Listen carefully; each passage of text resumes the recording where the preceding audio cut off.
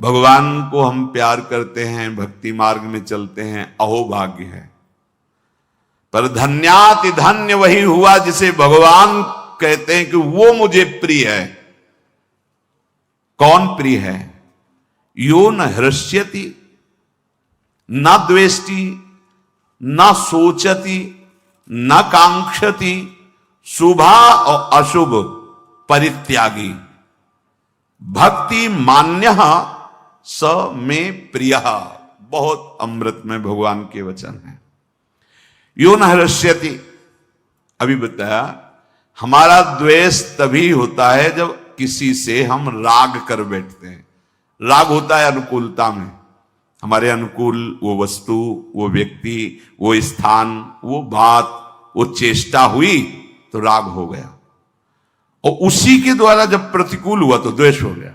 द्वेष की स्वयं की सत्ता नहीं है, जैसे क्रोध की स्वयं की सत्ता नहीं है, ये काम से, कामा संजायते क्रोधा, ऐसे ही राग से द्वेष का प्रादुर्भाव हुआ है।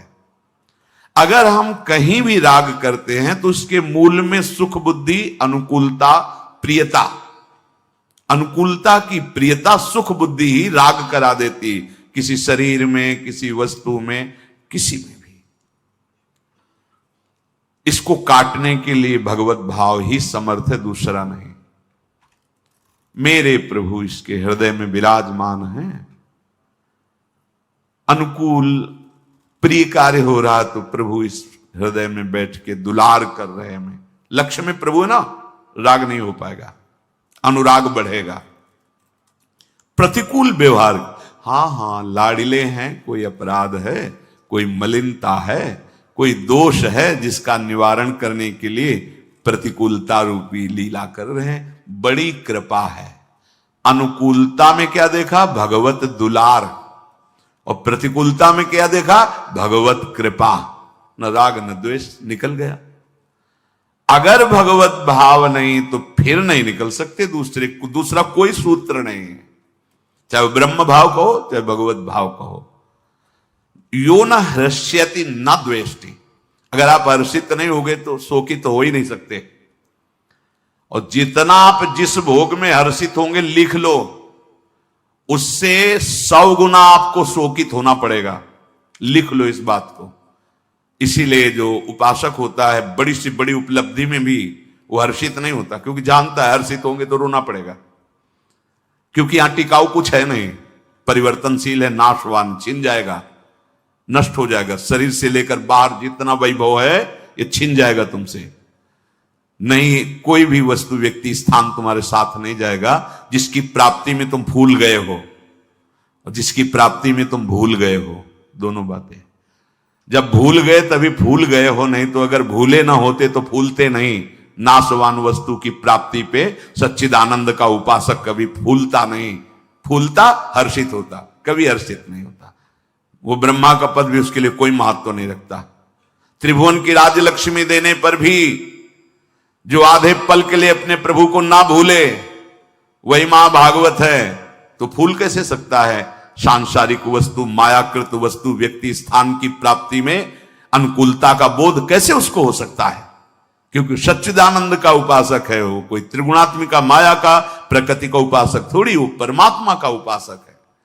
ओहो, यो न हर्ष्यति, भगवत प्रसाद रूप। उदासीनता उपासक का धन है। उदासीन अतिरही गोसाई, गोस्वामी जी ने बहुत बढ़िया वर्णन किया है। गिरा अर्थ जल बीच सम कहियत भिन्न न भिन्न, बंदों सीता राम पद जिन्हीं परम प्री खिन्न। कहीं भी नहीं, उदासीनता ही खिन्नता है। जो उदासीन रहता है वो उन्मनी अवस्था को प्राप्त हो जाता है। न हर्ष है, न शोक है, न लाभ है, न हानि है, न सुख है, न दुख है, एक अद्भुत आनंद। पूज्य राधा बाबा को आप देखिए, जब कभी आपको जहां वो विराजमान दिखेंगे तो ग्रीवा झुकी हुई, क्योंकि उन्मनी अवस्था, हर समय अपने आराध्य देव की लीला में, चिंतन में डूबे हुए, बाहर से बिल्कुल शून्य, व्यवहार शून्य। यो न हृष्यति, भगवान की इच्छा। हर्ष नहीं करना, लेकिन हर्षित होंगे। जन्मदिन मना रहे, अरे बैठ के कीर्तन करो और अंदर से शोकित हो कि पता नहीं अब कई मिनट रह गए, कितने मिनट रह गए जीवन के, 1 वर्ष गया और भगवत साक्षात्कार नहीं हुआ। यहां जिससे दुर्गति होनी उससे पार्टी मना रहे।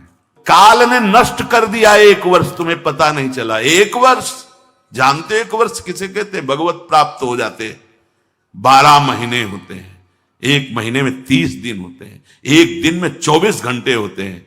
और जो 10,000 वर्ष की तपस्या का फल अन्य युगों में है, वो भगवान व्यास देव जी ने कहा 24 घंटे नाम कीर्तन से वो तुम्हें प्राप्त हो जाए। ये कलिकाल का एक विशेष गुण है, नाम संकीर्तन किया नहीं। संसारी वही बहुत दुर्गति कर रही माया और समझ नहीं पा रहे, ऐसे हर्षित हो जाते हैं छोटी छोटी बातों में, फिर रोते हैं आके।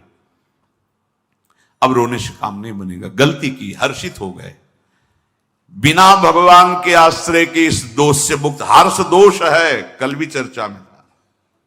हर्ष शोक को उत्पन्न करता है। आप द्वंद्वों को समझिए, लाभ हुआ है होश में, हानि आने वाली है। तुम्हारी प्रशंसा हो रही है, भोगना मत, नहीं तो आगे निंदा होने वाली है पक्का। ये द्वंद्व है, द्वंद्व दिन है, कमाई कर लो, होश में रात्रि आने वाली है। यो न हृष्यति, किसी भी बात में हर्षित नहीं। देखो सत्संग है, पकड़ो बात, कुछ भी आपको प्राप्त हो रहा है भगवान की वस्तु है, भगवान का खेल है। जय दिन रहना होगा, वो वस्तु व्यक्ति स्थान उतने ही समय तक हमारे पास रहेगी, हट जाए। ये केवल प्रवचन नहीं, भगवत भाव को प्राप्त हुए महापुरुषों में स्थिति होती है।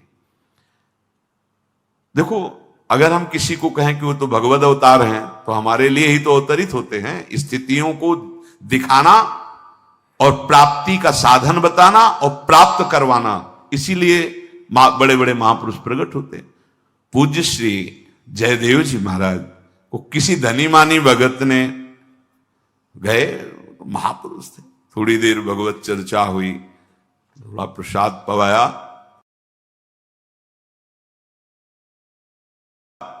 मोहरें दी, असरफी मोहरें उस समय चलती थी, मोहरें दी। आवश्यकता तो नहीं, भगवान हमारी प्रसन्नता के लिए, इसका कोई महत्व नहीं। उपासक अगर लौकिक वस्तुओं की प्राप्ति पे हर्षित होता है तो कुछ मिला ही नहीं, परमार्थ का कुछ मिला ही नहीं। न द्वेष्टि, किसी से द्वेष क्यों होगा? तब होगा जब अनुकूलता की मांग होगी।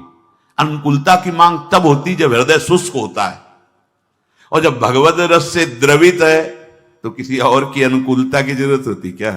नहीं। तो द्वेष कैसे बन सकता है? अगर श्रीपाद भी कह रहे कि अगर तुम्हारा किसी से द्वेष है, भगवत तत्व का अनुभव नहीं होगा, भगवदानंद की अनुभूति नहीं होगी, पक्का बात है। हरिवंश नाम लीन जे अजात शत्रुते सदा। ऐसा थोड़ी है कि इससे निकलना नहीं पड़ता, निकलना पड़ता है उस जगह से जहां से तुम्हें गाली मिलेगी, निकलना पड़ता है। तुमसे द्वेष करने वाले सामने आएंगे, बेमतलब द्वेष करेंगे, तुम्हें वो दिखाना है भजन का प्रताप कि अब हे प्रभु, आप जो ये प्रश्नवाचक चिन्ह खड़ा कर दिए, इस रूप में आकर के हम आपसे द्वेष नहीं करेंगे। आप मारो, गाली दो,